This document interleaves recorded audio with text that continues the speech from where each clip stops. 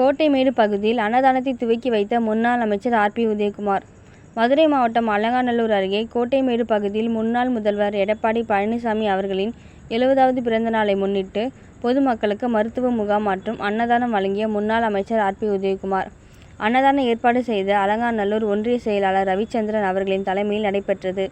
மாநில மருத்துவ அணி செயலாளர் டாக்டர் விஜயபாண்டியன் அவர்களின் சார்பாக மருத்துவ முகாம் நடைபெற்றது.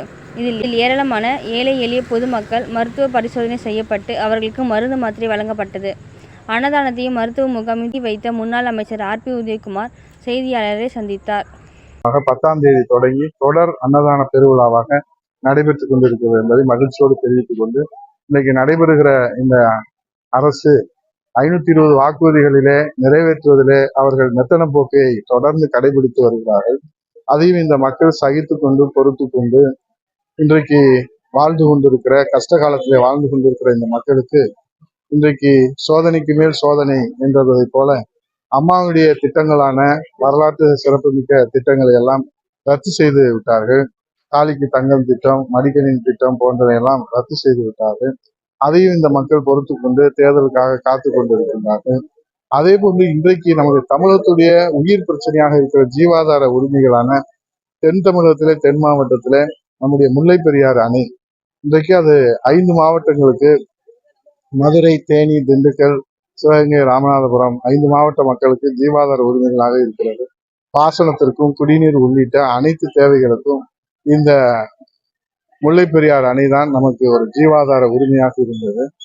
தொடர்ந்து புரட்சித் தலைவர் இதய தெய்வம் அம்மா அவர்கள் சட்ட போராட்டம் நடத்தி அதனுடைய 152 அடி தேக்குவதற்கு ஒரு பெரிய போராட்டமே நடத்தினார்கள். தொடர் போராட்டத்தை நடத்தினார்கள்.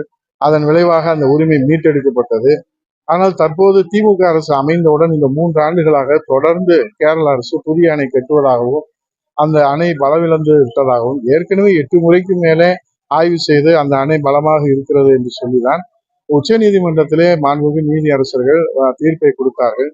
ஆகவே இது போன்ற நிலைகள் எல்லாம் வருகிற போது அம்மாவின் அரசு இருக்கிற போது புரட்சித் தலைவர் ஐயா எடப்பாடி அவர்கள் அரசிலே கடுமையான கண்டனங்களை தெரிவிக்கிற போது அவர்கள் அந்த முயற்சியை கைவிட்டு இருந்தார்கள். ஆனால் இப்போது பார்த்தால் அவர்கள் தைரியமாக மத்திய அரசினுடைய சுற்றுச்சூழலுக்கு பரிந்துரைக்கு அனுப்பி இருக்கிறார்கள். ஜனவரி மாதமே அந்த பரிந்துரை அனுப்பப்பட்டு அது ஏற்றுக்கொள்ளப்பட்டு இப்போது 11 பேர் கொண்ட குழுக்கள் ஆய்வு செய்யலாம் என்று அவர்கள் அறிவித்திருக்கிறார்கள் என்று சொன்னால் இந்த அரசு என்ன செய்து கொண்டிருக்கிறது? உரிமையை காக்க வேண்டிய அரசு உரிமை பறி கொடுத்து காவு கொடுத்து நிற்கிறது என்கிற வேதனையில தான் இன்றைக்கு புரட்சித் தமிழர் ஐயா எடப்பாடியார், கழகத்தின் காவல் தெய்வம் அண்ணன் எடப்பாடியார் அவர்கள் கடும் கண்டனத்தை தெரிவித்திருந்தார்கள். சிலந்தி ஆற்றிலே அணை கட்டுகிற போது முதலாக அதை இந்த உலகத்திற்கு தோலுரித்து காட்டி உரிமை நிலைநாட்ட வேண்டும் என்று எச்சரிக்கை அறிக்கை, கண்டன அறிக்கை வெளியிட்டவரும் நம்முடைய புரட்சித் தமிழர் ஐயா எடப்பாடியார் அவர்கள் தான்.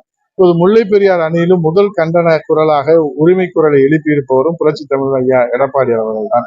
ஆகவே உரிமையை நிலைநாட்ட வேண்டிய மாண்புமிகு முதலமைச்சர் அவர்கள் காலம் கடந்து இன்றைக்கு தான் அதற்கான கண்டன கடிதங்களை, அதுவும் கண்டனம் என்று கூட சொல்ல முடியாது, ஒரு மென்மையான போக்கோடு அவருக்கு பிறந்தநாள் வாழ்த்து சொல்லி அவரை தாஜா செய்து, பிறந்தநாள் வாழ்த்து சொல்வதை நான் அரசியல் நாகரிகத்திலே அதை குறையாக சொல்லவில்லை. நம்முடைய உயிர் போகிற நிலைமையிலே, உயிரை காப்பாற்ற வேண்டிய நிலைமையிலே இன்றைக்கு எதிர் வீட்டுக்காரரை நாம் வாழ்த்தி கொண்டு இருப்பது என்பது இங்கே உயிர் பறிபோகிறது. உயிருக்கு உயிராக இருக்க உரிமை பறிபோகிறது. அதை பாதுகாத்து காவல் காக்க வேண்டிய அரசு இன்றைக்கு அதை காவு கொடுத்து விட்டு எதிர் வீட்டிலே இருப்பவரை வாழ்த்தி கொண்டிருக்கிற ஒரு நிலைமையை நாம் பார்க்கிற போது அவர்களுக்கு வாக்கு வங்கி தான் முக்கியமா, அல்லது கூட்டணி தான் முக்கியமா, அல்லது குடும்ப சொத்தை பாதுகாப்பதுதான் முக்கியமா, இல்ல தமிழர்களுடைய உரிமை முக்கியமா என்ற போது அவர்களுக்கு குடும்ப சொத்தை பாதுகாப்பதிலும் அவர்கள் கூட்டணியை பாதுகாப்பதிலும் தான் அவர்கள் அக்கறை செலுத்துகிறார்கள் என்பதை ஜனவரி மாதமே தெரிந்திருந்த அந்த உண்மை செய்தியை மாண்புமிகு நீர்வளத்துறை அமைச்சர் அவர்கள், மூத்த அமைச்சர் அவர்கள் மறைத்திருக்கிறாரோ என்கிற செய்தி பத்திரிகையில, முதல் பத்திரிகையில இன்றைக்கு பக்கத்திலே இடம் பிடித்திருக்கிறது.